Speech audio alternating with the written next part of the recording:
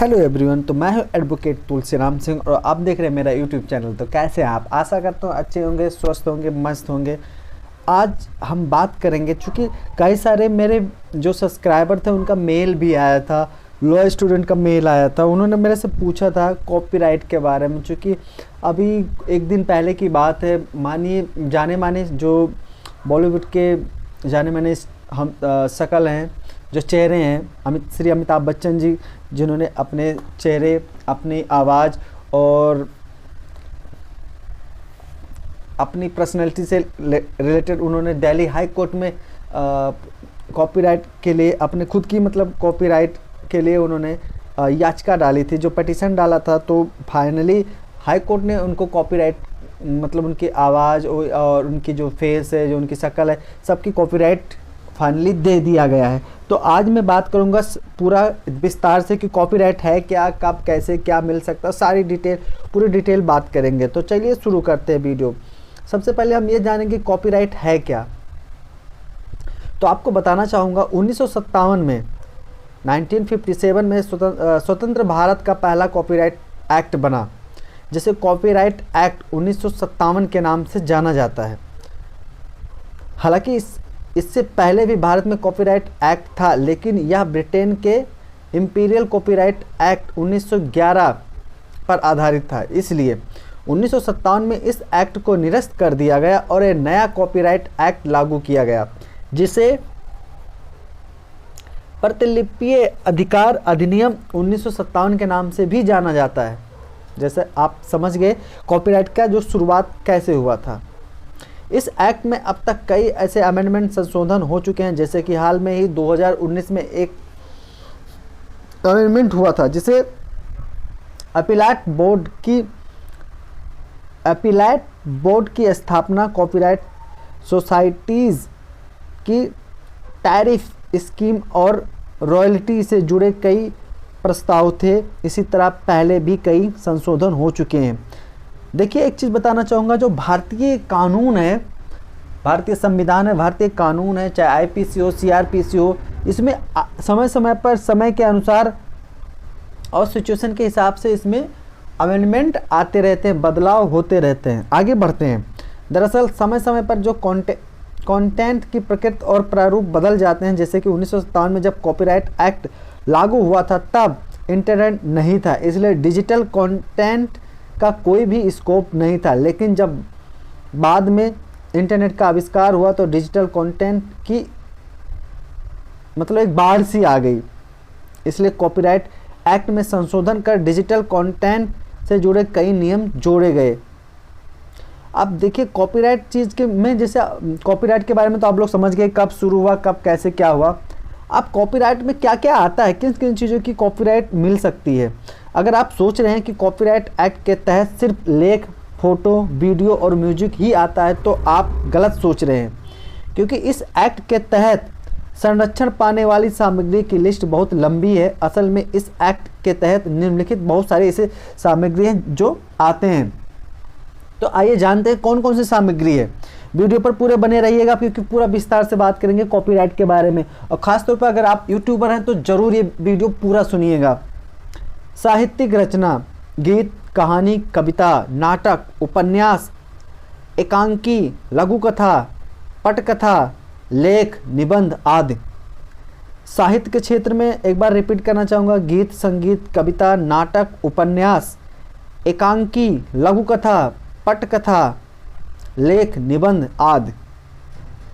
चलचित्र के क्षेत्र में वीडियो, फिल्म, डॉक्यूमेंट्री, एनिमेशन आदि, चेहरे, ये सब भी आते हैं। अगर इसके बाद में अगर हम ध्वनि की बात करते हैं, ध्वनिकन अगर की बात करते हैं, तो जैसे आवाज़ हो गया, रिकॉर्डिंग हो गया, साउंड इफेक्ट हो गया, वाद्य यंत्र से उत्पन्न ध्वनि, संगीत आदि। चित्र की बात करते हैं, फोटोग्राफ, रंगचित्र, रेखाचित्र, आरेख, मानचित्र, चार्ट, पेंटिंग, कार्टून आदि। कलात्मक डिज़ाइन की अगर बात करते हैं, तो किसी भवन, संरचना आदि का डिज़ाइन अथवा नक्शा। उत्कीर्ण दीवार, शिलाखंड, धातुपत्र, काष्ठ, पत्थर आदि पर भी उकेरी गई आकृति। मूर्तिकला धातु, पत्थर, लकड़ी, रबर, प्लास्टिक आदि की कलात्मक मूर्तियाँ। डिजिटल सामग्री, इसके अंतर्गत क्या क्या आता है? इलेक्ट्रॉनिक, मेल, लेख, कोड, वेबसाइट, ई book, graphics, video, games, mobile application, software, computer program, श्रेणियाँ, आंकड़े आदि। व्याख्यान में अभिभाषण, भाषण, प्रवचन आदि। प्रस्तुतिकरण में गायन, अभिनय, नृत्य, जादू, कर्तव्य, तमाशा, कलाबाजी, मदारी का खेल, नाटक आदि। प्लेट, ब्लॉक, संचा, मैट्रिक, अंतरक, निगेटिव या कोई ऐसी युक्ति जिसकी मदद से किसी कृत्य को प्रिंट या प्रोड्यूस, रिप्रोड्यूस किया जा सके। ऊपर वर्णित मतलब ऊपर जितने भी सामग्री दिए गए हैं वो सारे पर कॉपीराइट लाया जा सकता है, कॉपीराइट लिया जा सकता है। अब इसमें इसका जो मालिक कौन होता है, जैसे कॉपीराइट के बारे में आप पता चल गया, इतनी सारी मैंने जो लिस्ट गिना दी ये सारी चीज़ें कॉपीराइट के अंतर्गत आती हैं। अब इसमें कौन कौन मतलब क्या कहते हैं, इसके मालिक कैसे होते हैं? जब कोई व्यक्ति किसी मौलिक कृति की रचना करता है तो वह उसका कॉपीराइट होल्डर होता है। जब किसी चीज़ को कोई बनाता है, चाहे धुन हो चाहे कुछ भी हो, तो वो उसका मालिक होता है, यानी उस कृत पर उस व्यक्ति का मालिकाना हक होता है। अगर अधिकार की बात करें तो कॉपीराइट एक्ट 1957 के तहत कॉपीराइट धारक को निम्न अधिकार दिए गए हैं। जो कॉपीराइट धारक होता है उसको निम्न अधिकार दिए हैं।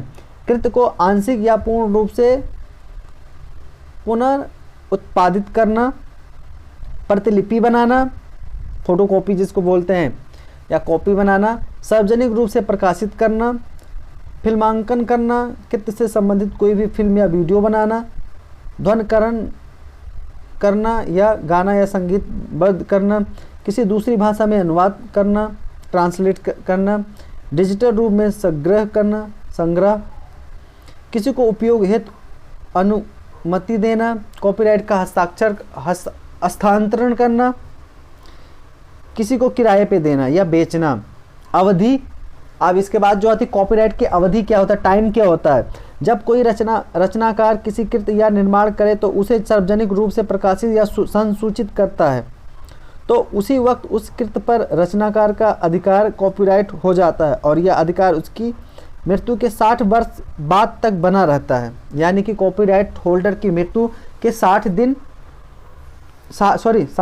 मैं माफ़ी चाहता हूँ, 60 वर्ष तक उस कृत्य पर उसके अधिकार का कॉपीराइट रहता है। अगर किसी की मौत हो जाती है, अगर किसी चीज़ को लेकर उस पर अगर कॉपीराइट उसने ले रखा है तो उसके मरने के 60 साल तक भी उसका ही अधिकार होता है। अब सवाल यह है कि कॉपीराइट का उल्लंघन कैसे होता है, यानी कि क्या करने पर उल्लंघन माना जाता है, कॉपीराइट का वायलेशन माना जाता है। तो इसके मुताबिक जैसे किसी ने कोई भी धुन बनाया, कोई चीज़ किसी ने बनाया है, आइए उसमें देखते हैं तो कैसे होता है। प्रतिलिपि बनाना, किसी भी चीज़ की कॉपी बनाना या डुप्लीकेट बनाना, आंशिक रूप से कॉपी, नकली या चोरी करना, जैसे भी बदलाव करके तोड़ मरोड़ कर फिल्म फिर से बनाना, प्रकाशित करना, सार्वजनिक रूप से पब्लिश करना, भाषांतरण करना, किसी और भाषा में अनुवाद करना, किसी अन्य माध्यम से बदलना, डिजिटल माध्यम से बदलना, व्यक्तिगत लाभ अथवा व्यावसायिक उपयोग में प्रतियां तैयार करना, किराए पर उपलब्ध कराना, ये सारे कॉपीराइट वायलेशन के मतलब फैक्ट हैं, ऐसे तत्व हैं, बिंदु हैं जो कॉपीराइट को वायलेट करते हैं। अब देखिए इसको सही तरीके से इसको फेयर यूज़ करने का तरीका क्या है। आपने अपने फेयर यूज़ पॉलिसी के बारे में अगर सुना होगा तो इसमें दरअसल कॉपीराइट प्रोटेक्टेड कंटेंट को कुछ शर्तों के अधीन इस्तेमाल करने की इजाज़त देती है और ऐसा करने से कॉपीराइट का उल्लंघन नहीं होता है। लेकिन सवाल यह है कि यह शर्तें कौन कौन सी, आइए जानते हैं। किसी कृत्य का प्राइवेट या निजी उपयोग जिसमें अध्ययन या अनुसंधान में शामिल हो या नियम, तो उस पर कंप्यूटर प्रोग्राम पर कॉपीराइट लागू नहीं होता है। जैसे आप कृत्य या प्राइवेट या निजी उपयोग किसी कृत्य को समालोचन या समीक्षा, समसामयिकी घटनाओं तथा क्रियाकलापों की रिपोर्ट तैयार करना जिसमें सार्वजनिक रूप से दिए गए व्याख्यान भी शामिल है, किसी ऐसे कंप्यूटर प्रोग्राम की प्रतियां बनाना जिसके लिए लाइसेंस अथवा अनुमति प्राप्त हो, सार्वजनिक रूप से पब्लिक डोमेन में उपलब्ध सामग्री का अस्थायी रूप से भंडारण स्टोरेज करना, गैर वाणिज्यिक व्यक्तिगत उपयोग के लिए वैध रूप से लीगल तरीके से खरीदी गई प्रति से कंप्यूटर प्रोग्राम की प्रति तैयार करना, न्यायिक कार्रवाई की रिपोर्ट हेतु किसी कृत्य का पुनर्उत्पादन करना, विधानमंडल के किसी सदन के सचिवालय द्वारा जारी किसी कृत्य या उस सदन के सदस्यों के उपयोग के लिए पुनर्उत्पादन करना, किसी विधि कानून द्वारा जारी किसी प्रमाणित प्रति में किसी भी कृत्य का पुनर्उत्पादन करना, किसी भी प्रकाशित साहित्य या नाट्यकृत्य के यथोचित उदाहरणों का जनता के सुपठन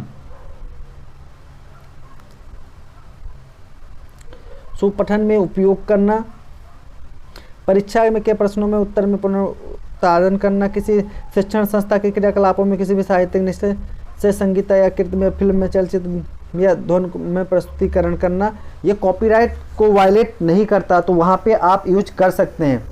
हम बात करेंगे आप कॉपीराइट बोर्ड, जाइएगा नहीं, पूरी डिटेल बताएंगे और वीडियो को पूरा देखिएगा। देखिए, अगर कॉपीराइट बोर्ड की बात करते हैं, ठीक है, तो संबंधित वाले सर्वोच्च संस्था यानी कि यह सुप्रीम कोर्ट की तरह काम करती है, जिसमें कॉपीराइट संबंधी मामलों का निपटारा किया जाता है। इसका अध्यक्ष उच्चतम न्यायालय का मौजूद भावी अथवा पूर्ण न्यायाधीश जज होता है। इसके अलावा बोर्ड में 2 सदस्य होते हैं, साथ ही कई अधिकारी व कर्मचारी होते हैं जो बोर्ड के कामकाज में मदद करते हैं। इन सभी अधिकारियों और कर्मचारियों की नियुक्ति अध्यक्ष के परामर्श पर सेंट्रल गवर्नमेंट केंद्र सरकार पे किया जाता है। कॉपीराइट रजिस्ट्रेशन कैसे होता है? कॉपीराइट रजिस्ट्रेशन के लिए प्रतिलिपि अधिकार कार्यालय में एक कॉपीराइट रजिस्टर होता है, जिसमें कृत्य का नाम, शीर्षक, रचयिता का नाम, प्रकाशक का नाम, प्रकाशन का तारीख, कॉपीराइट धारक का नाम, पता, कृत्य, ये सब विशेषताएं दी जाती हैं। और रजिस्टर हमेशा कॉपीराइट ऑफिस में मौजूद रहता है, जिसे पेटेंट संबंधी जानकारी होती है। लेकिन सवाल यह कि पेटेंट के लिए क्या करना पड़ता है? यह बहुत आसान है। दरअसल किसी भी कृत्य को पेटेंट करवाने के लिए आपको निर्धारित प्रारूप आवेदन देना पड़ता है, यानी कि कृत्य का नाम, शीर्ष, प्रकाशक, प्रकाशक का नाम, कॉपीराइट होल्डर का नाम, ये सब सारी चीज़ें देनी होती है। अब देखिए, कॉपीराइट सज़ा और उसके उल्लंघन के बारे में बात करते हैं। अगर उल्लंघन होता है तो सज़ा क्या होगा? अब आम बात करते हैं, अगर यानी कि जब कोई कॉपीराइट का उल्लंघन अपराध करता है तो उसे कॉपीराइट का दोषी माना जाता है और उसे क्या क्या सज़ा मिल सकती है। अगर कोई कॉपीराइट का उल्लंघन करता है तो उसे कम से कम 6 माह से अधिकतम 3 साल तक की जेल हो सकती है। 50,000 रुपये से अधिक 50,000 से 2 लाख तक का जुर्माना हो सकता है। अगर कोई ऐसा बार बार करने का या दोबारा या तिबारा करता है तो कॉपीराइट का उल्लंघन करता है तो उसे 1 साल से लेकर 3 साल तक की जेल, कम से कम 1 लाख से 2 लाख तक का जुर्माना हो सकता है। अगर कोई व्यक्ति किसी कंप्यूटर प्रोग्राम की अति उल्लंघनकारी प्रति, क्रैक्ड मोड वर्जन अपने कंप्यूटर को जानबूझकर उपयोग करेगा तो वो कम 7 दिन और अधिकतम 3 साल तक के जेल और कम से कम 50,000 से लेकर 1 लाख रुपए तक का जुर्माना भर सकता है। तो आप लोग ये चीज़ समझ गए होंगे, आशा करता हूँ, और काफ़ी अच्छे से समझ रहे होंगे। अगर कोई आप लोगों का डाउट होगा तो आप मुझे ज़रूर प्लीज़ कमेंट बॉक्स में कमेंट करना और वो डाउट मैं आपका क्लियर करूँगा। और एक चीज़ और, वीडियो में ख़त्म करने से पहले DMCA क्या होता है, जो कि डिजिटल कंटेंट क्रिएटर हैं, ठीक है, के बारे में DMCA के बारे में जानना बहुत ज़रूरी है, ठीक है, क्योंकि यह एक ऐसा कॉपीराइट लॉ है जो डिजिटल कंटेंट क्रिएटर के लिए बनाया गया है। दरअसल ये ऑनलाइन कंटेंट क्रिएटर के हितों की रक्षा करता है। तो ये भी 1957 में ही, इसका कोई लेना देना नहीं, लेकिन कॉपीराइट से जुड़ा एक महत्वपूर्ण है। डिजिटल मिलेनियम कॉपीराइट एक्ट 1998 अमेरिकी राष्ट्रपति बिल क्लिंटन ने लागू किया था। इस कानून को मकसद डिजिटल कंटेंट को प्रोटेक्ट करना। दरअसल इसकी बाकी वीडियो में कोशिश करूंगा कि अपने नेक्स्ट वीडियो में मैं आप लोगों को बनाऊं, और ये वीडियो चूँकि काफ़ी बड़ी हो रही है तो मैं नहीं चाहता हूँ ना कि आप लोग बोर हों, तो इसके बारे में मैं नेक्स्ट सेशन में ये वीडियो बनाऊँगा सेकंड पार्ट में। तो इसलिए मैं सोचा कि थोड़ा बहुत आप लोगों को बता दिया जाए। तो आने वाली जो मेरी वीडियो होगी, नेक्स्ट वीडियो होगी, उसमें सारा बताया जाएगा और आशा करता हूँ आप लोग अच्छे से भी समझ भी रहे होंगे। तो आने वाले समय में एक बेहतरीन वीडियो फिर लेके आएंगे, फिर मिलूँगा एक नई वीडियो के साथ, नए जोश के साथ। तो तब तक के लिए मैं आप लोगों से इजाज़त लेना चाहूँगा, फिर मिलूँगा नई वीडियो के साथ। एक बार अगेन बोल रहा हूँ, जय हिंद।